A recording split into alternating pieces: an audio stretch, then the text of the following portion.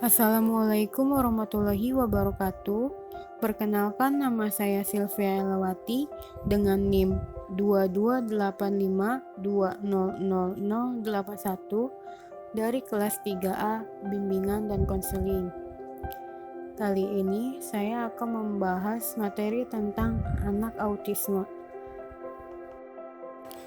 Istilah autisme baru diperkenalkan sejak tahun 1943 oleh Leo Kanner.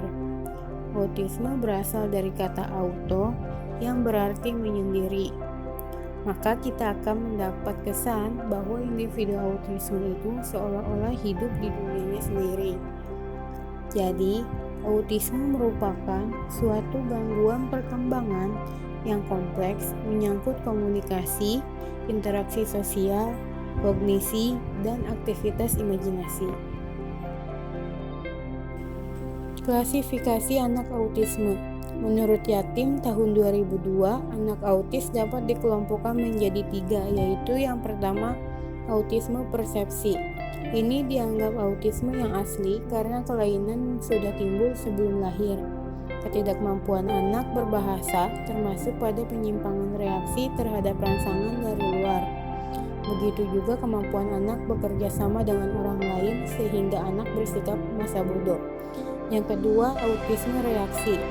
Terjadi karena beberapa permasalahan yang menimbulkan kecemasan seperti orang tua meninggal, sakit berat, pindah rumah atau sekolah, dan sebagainya. Autisme ini akan memunculkan gerakan-gerakan tertentu berulang-ulang, kadang-kadang disertai kejang-kejang. Yang ketiga, autisme yang timbul kemudian. Terjadi setelah anak agak besar dikarenakan kelainan jaringan otak yang terjadi setelah anak lahir. Hal ini akan mempersulit dalam hal pemberian pelatihan dan pelayanan pendidikan untuk mengubah perilakunya yang sudah melekat. Faktor penyebab autisme. Yang pertama adalah faktor genetik, yang kedua faktor lingkungan. Faktor lingkungan yang dapat menyebabkan autisme adalah bahan makanan tertentu, penyakit yang disebabkan oleh infeksi, logam berat, limbah diesel, solvent, bahan plastik yang mengandung fenol, pestisida, alkohol, rokok, obat bius, vaksin, dan lain-lain. Yang ketiga yaitu faktor patofisiologi. Autisme juga dapat disebabkan oleh berbagai perubahan yang terjadi pada sistem pusat susunan syaraf atau otak yang mencakup dua area, yaitu patofisiologi dari struktur dan proses otak yang diikuti oleh autisme dan bertautan neuropsikologika antara struktur otak dan perilaku. Yang keempat ada faktor neuropsikologi. Dua kelompok utama dari teori kognitif yaitu teori sosial kognitif dan teori proses informasi mengemukakan bahwa ada hubungan antara otak individual autistik dengan tingkah laku yang ditampilkannya. Yang selanjutnya yaitu layanan pendidikan bagi anak autisme.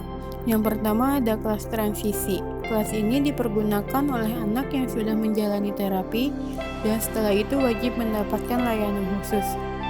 Pada kelas ini diberikan persiapan dan pengenalan dengan standar pendidikan seperti sekolah dasar dan dengan diberikan guru pembimbing yang memang khusus disesuaikan dengan kebutuhan anak autis tersebut.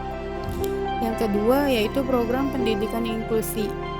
Program ini dilakukan di sekolah-sekolah reguler atau sekolah biasa pada umumnya. Tetapi sekolah tersebut harus memiliki ruang khusus yang mana dapat difungsikan khusus untuk anak autis dan diharuskan juga memiliki guru yang mampu mengatasi anak autis. Yang ketiga yaitu program pendidikan di rumah. Program ini dilakukan oleh para orang tua untuk anaknya yang memiliki kekurangan dengan mendatangkan guru pembimbing khusus untuk anak autis. Biasanya dialami untuk anak autis yang nonverbal atau yang mengalami gangguan motorik dan auditorinya. Yang keempat yaitu panti atau geria rehabilitasi autis. Lembaga ini diperuntukkan untuk anak autis yang kemampuannya sangat rendah dan memiliki gangguan parah pada organ tubuhnya. Tetapi pada lembaga ini anak-anak dikenalkan dengan sensorik motorik tubuhnya, dikenalkan dengan bakat serta minatnya, dan juga diajarkan untuk berketerampilan supaya anak autis tidak dipandang gagal atau tidak bisa apa-apa. Yang terakhir yaitu sekolah anak autis. Lembaga ini sebenarnya memiliki sisi negatif karena ketika anak dimasukkan ke sekolah autis, mereka akan sulit berkonsentrasi karena adanya distraksi pada lingkungannya. Tetapi di sekolah inilah anak autis biasanya ditingkatkan kemampuannya untuk mengenal minat dan bakatnya.